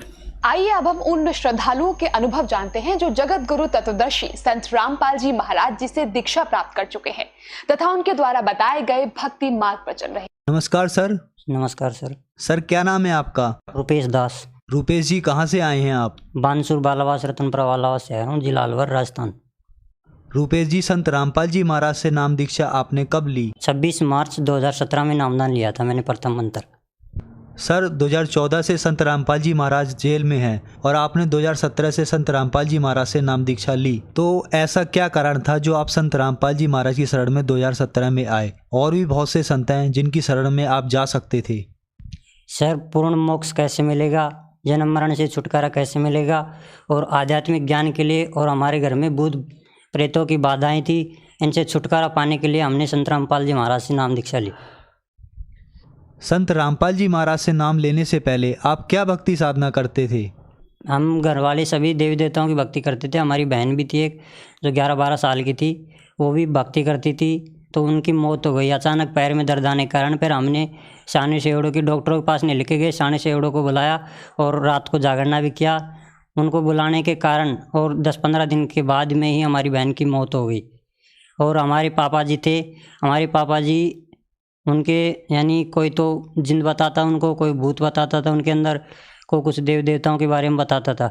तो हमने वीर तेजा जी, हीरामल इनके पास भी लेके गए। इन्होंने बोला भाई कोई जिंद नहीं, पित्तर है। और हम जोधपुर सजाड़े धाम गए तो वहाँ बोला अग भाई जिंद है। और भी कई देवताओं के पास गए तो उन्होंने कोई कुछ कहते हैं, कोई कुछ कहते हैं। हमारे पिताजी एक ऐसा अंदर पता नहीं क्या था, जिन था क्या नहीं था, जो शिव जी का मंदिर होता है उसमें शिवलिंग की मूर्ति होती है, वहाँ पर जो ऊपर पानी के जो घड़े होते हैं, मटके होते हैं, उनके अंदर पानी भरा हुआ होता है। वो मेरे पिताजी उनके मंदिर में चढ़ के मटकियों को फोड़ने लगे। फोड़ने के बाद में जो सगला पानी था वो सगले पिए, पहले पानी पिए, फिर उसके बाद में जितने भी मटकियों के टुकड़े हुए थे वो टुकड़ों को खा गए। और हम जाते थे, हमारे वापस बाटे की भगा के देते थे। ऐसा उनके अंदर जिन था। सर, संत रामपाल जी महाराज के बारे में जानकारी आपको कहाँ से मिली? पास में ही मेरे गांव से 7-8 किलोमीटर पास में रामनगर गांव है, बानसूर तहसील के अंदर। वहाँ एक भगत है, उनके पास में हमने बटाई ली थी पहले 6 महीने। तो उन्होंने हमारे को बताया, फ़ोन करके बताया, घर पे बुलाया, पुस्तक दी गीता तेरा ज्ञान अमृत। और उससे पहले मेरे को 2009 के अंदर भी एक पुस्तक मिली थी जो ज्ञान गंगा के नाम से थी। वो पुस्तक मैंने पढ़ाई करता था, मैं 7वीं 8वीं में जिस टाइम मिली थी मेरे को, रास्ते में एक बुजुर्ग आदमी ने देख के गए थे मेरे को। वो पता नहीं कौन था, कहाँ के था, उसने बताया भी नहीं मेरे को। बोला अब बच्चे इसको पढ़ना है, फेंकना नहीं है। मैंने बोला ठीक है बाबा। फिर मैंने वो पुस्तक लेके देखी तो फर्स्ट पेज खोलते ही संत रामपाल जी महाराज की तस्वीर थी। उसके बाद में जो उनके 21 नियम दे रखे थे उन्होंने पढ़ा। उनको पढ़ने के बाद में मेरे को डर लगा, अब मम्मी पापा लड़ेंगे। फिर मैंने उनको बंद करके पुस्तक को, मेरी जितनी भी पुरानी पुस्तकें थी उनके बीच में रख दिया। फिर उसके बाद मैंने देखा ही नहीं। फिर ये जब जैसे भी हमने 2016 के अंदर जब बटाई लिया था रामनगर के पास में, तो एक भगत ने हमारे को गुरुजी के बारे में बताया, सब कुछ बताया, पुस्तक गीता तेरा ज्ञान अमृत के बारे में बताया। तो मैंने वो गीता तेरा ज्ञान अमृत पुस्तक भी ली इनसे, भक्तों से। फिर मैंने मिलान किया तो मेरे याद आ रहे थे कि ये मैंने नियम पढ़े हुए हैं, मेरी ये पुस्तक पढ़ी हुई है, कहाँ पढ़ी है, कहाँ कब पढ़ी है, ये मेरे समझ में नहीं आ रहा था। फिर धीरे धीरे मैंने भक्तों को फ़ोन किया, भगत जी मैंने ये पुस्तक पहले पढ़ भी लिया है। फिर उन्होंने बोला भाई याद करो भगत जी, क्या कौन सी पुस्तक थी, यही थी कि दूसरी थी। मैंने धीरे धीरे याद किया तो पुस्तकों को छेड़ने लगा, तो मेरे को ज्ञान गंगा के बारे में याद आया। तो ज्ञान गंगा निकली, वो पुस्तक भी निकाली। और उसके बाद में मैंने इस आध्यात्मिक ज्ञान को पूरे को पढ़ा। और जो भक्ते के इंटरव्यू दे रखे थे उसमें उनको पढ़ा। मेरे जो दुख थे मेरे साथ, उनसे भी ज़्यादा काफ़ी दुख थे उन भक्तों के जो उनमें इंटरव्यू दे रखे थे। तो मैंने आध्यात्मिक ज्ञान को समझ के फिर संत रामपाल जी महाराज की ग्रहण की शरण में गया मैं। सर, आपने बताया कि संत रामपाल जी महाराज की शरण में आप 2017 में आए और संत रामपाल जी महाराज जेल में थे। अपने दुखों से छुटकारा पाने के लिए आप संत रामपाल जी महाराज की शरण में आए। तो संत रामपाल जी महाराज की शरण में आने के बाद क्या आपके वो दुख दूर हुए? सर जी, मेरे को आध्यात्मिक ज्ञान लाभ हुआ। उसके बाद में मेरे पिताजी को भी 15-20 साल से भूत प्रेत की बाधा थी। तो उनको संत रामपाल जी महाराज की शरण में जाने के बाद में उनका भूत प्रेता की बाधा जो साया था वो हट गया। और मेरे को भी 2 साल से भूत प्रेता की बाधा थी, 2015 के आसपास की बातें हैं। तो तब मैंने संत रामपाल जी महाराज की शरण में गया, तब से मेरे भूत प्रेता की बाधा हट गई। और मेरी माताजी के पेट में दर्द रहता था 4-5 साल से। तो उन्होंने खूब 3-4 ऑपरेशन भी करवाए हैं, पथरियाँ भी काफ़ी निकली हैं और हाथों का वो ऑपरेशन हुआ है, तब भी फ़ायदा नहीं होता था। जब संत रामपाल जी महाराज की शरण में गई तब से उनका पेट का दर्द का गायब है। और जो वो भी नशा करती थी मेरी माताजी, बीड़ी तंबाकू ये पीती थी, वो संत रामपाल जी महाराज की शरण में जाने के बाद में वो नशा भी छूट गया। सर, ये जो अभी 20 दिन पहले की बात है, 1 मार्च 2018 के अंदर जो बहरोड के अंदर सत्संग का प्रोग्राम था 4 मार्च 2018 का, तो उसमें 3 दिन पहले की सेवा चली हुई थी। तो हमने 2 मार्च 2018 को वहाँ पर सेवा के अंदर गए बहरोड। तो 3 तारीख को सत्संग के दौरान मैं पुस्तक सेवा कर रहा था चौक के ऊपर, जो दिल्ली की तरफ जो सड़क जाती है उधर उस पुलिया के नीचे। तो वहाँ अचानक पुस्तक सेवा करते करते 4 बजे की समथिंग मेरे बगल में छाती में दर्द आया। छाती में दर्द आने के बाद में मैंने, मेरे पास 2-3 भगत थे, उनको बताया भगत जी मेरी तकलीफ़ हो रही है। उन भगत जी ने बोला भगत जी टैबलेट ले लो, सुई लगवा लो, सामने मेडिकल है, संत रामपाल जी महाराज के जो चन्नामत जो देते हैं अमृत धारा वो पी लो, सब ठीक हो जाएगा, परमात्मा दया करेंगे। फिर मैंने संत रामपाल जी महाराज जो चन्नामत होता है वो भी पिया। उसके बाद टैबलेट भी ली 2, उससे फ़ायदा नहीं हुआ। फिर एक ट्यूब आती है वो भी लेके आए, उससे फ़ायदा नहीं हुआ, ज़्यादा होने लग गया। ज़्यादा दर्द होने के कारण फिर मैंने भक्तों के पास कॉल भी किया, भगत जी मेरी तकलीफ़ ज़्यादा बिगड़ती जा रही है, मेरे को पता नहीं कैसा क्या दर्द है, पहले अचानक पहले ऐसा दर्द कभी नहीं हुआ। फिर ये भगत जल्द से जल्द लेके गाड़ी लेके आए। गाड़ी लेके आने के बाद मेरी तकलीफ़ ज़्यादा और बिगड़ गई थी। तो भगत भी जो मोटरसाइकिल लेके आए थे वो घबरा गए, भगत जी हम नहीं ले जा सकते और हमारे से सिटी के अंदर गाड़ी भी नहीं चलाई जा सकती स्पीड पर, आपको तो फ़ौरन जल्दी हॉस्पिटल में ले जाना होगा। तो वहाँ पर एक भगत राजेश दास बहरोड के, उनके पास गाड़ी थी, तो उन्होंने फ़ोन किया, वो भगत जी गाड़ी लेके गए। गाड़ी में मेरे को लिटा दिया और पवन दास भगत जी रामनगर को मेरे साथ थे। और जब वो गाड़ी में भी लिटाकर मेरे को ले जा रहे थे हॉस्पिटल की तरफ, तब रास्ते में मैंने खूब उल्टी की। उल्टियाँ हुई काफ़ी, आप 1 लीटर जग भर लो, इतनी उल्टी हुई और कुछ भी नहीं, पानी था नहीं रहा। और फिर हॉस्पिटल के गेट पे पहुँचते ही मैं बेहोश हो गया था। उसके बाद में मेरे को पता नहीं था, एक भगत जी था मेरे साथ, वो मेरे साथ आए हुए हैं, वो आपको आगे के बारे में बताएंगे भगत जी। नमस्कार सर। सर नमस्कार। सर क्या नाम है आपका? सर पवन दास। पवन जी, अभी आपके मित्र रूपेश जी बता रहे थे कि इनके साथ कुछ घटना घटित हुई, ये बेहोश हो गए, आपने इनको संभाला और आप इनको हॉस्पिटल में लेके गए, तो वहाँ पर क्या हुआ? सर इन्होंने मेरे पास फ़ोन किया, तो फ़ोन करते ही मोटरसाइकिल लेके गए। तो इनकी हालत इतनी ख़राब हो चुकी थी कि मोटरसाइकिल पे जाने के काबिल नहीं थे, क्योंकि भीड़ इतनी थी बाज़ार में। फिर फ़ोन किया हमने राजेश दास के पास, तो वो गाड़ी लेके आई। गाड़ी में लेके गए तो हॉस्पिटल ले जाते इनकी ऐसी कंडीशन हो गई कि संभालना मुश्किल हो गया। जैसे डॉक्टर के पास जैसे तैसे करके ले गए अंदर, तो डॉक्टर ने चेक किया, तो डॉक्टर ने कहा कि भाई इनको जल्दी से जल्दी आप पहले तो ईसीजी करवाओ।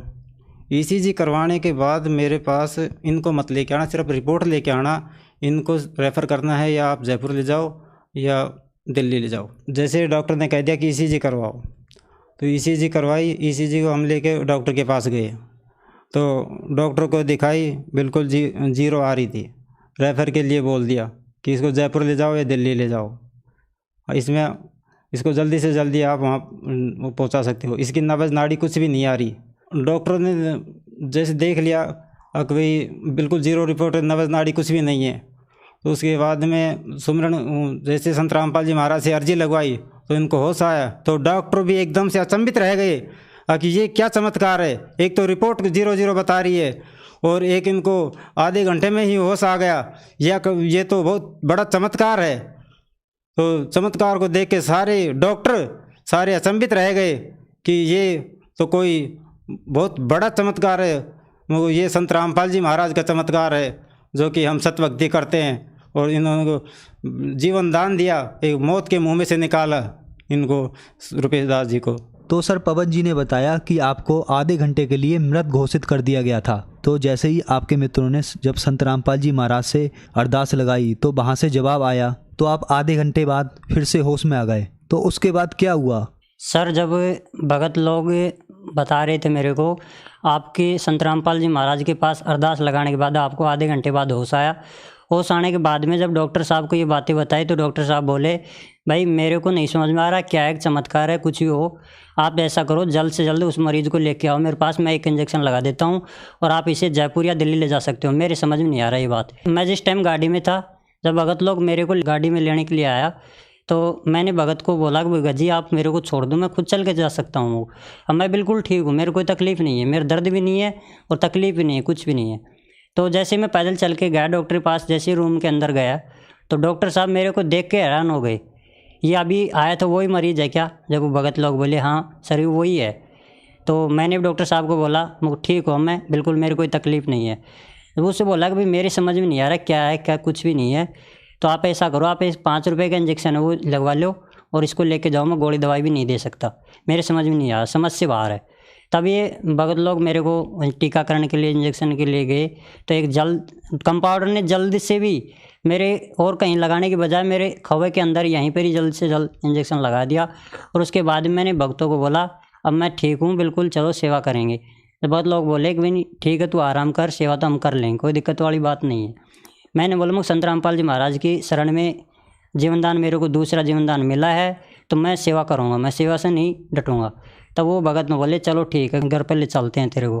घर पर लेके गए, घर पर मेरे को उन्होंने भंडारा कराया शाम को, जो मेरे को चरनामत था वो दोबारा चरनामत दिया परमात्मा की शरण में। फिर बाद में मैंने भाई आराम भी किया। सुबह फिर वापस सत्संग के दौरान 4 मार्च 2018 के को दिन में सत्संग का प्रोग्राम था, वहाँ पुस्तक सेवा, फिर से पुस्तक सेवा में मेरा नंबर आ गया, पूरे दिन पुस्तक सेवा की मैंने, और ये भगत जी मेरे सबसे बड़ा लाभ था।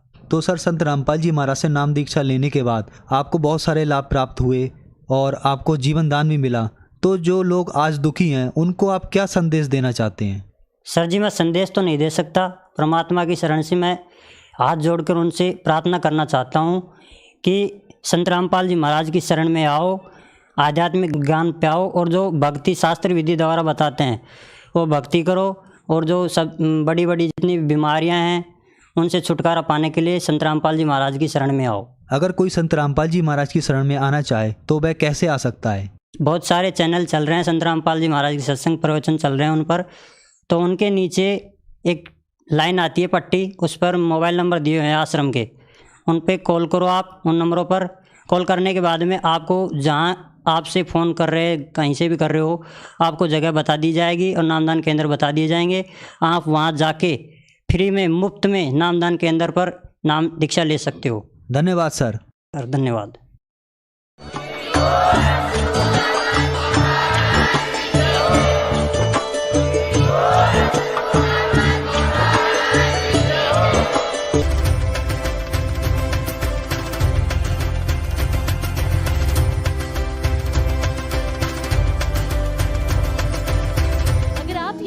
YouTube पर देख रहे हैं तो हमारे चैनल को सब्सक्राइब करें और बेल आइकन को दबाना ना भूलें। अगर आप Facebook पर यह वीडियो देख रहे हैं तो हमारे पेज को लाइक करें।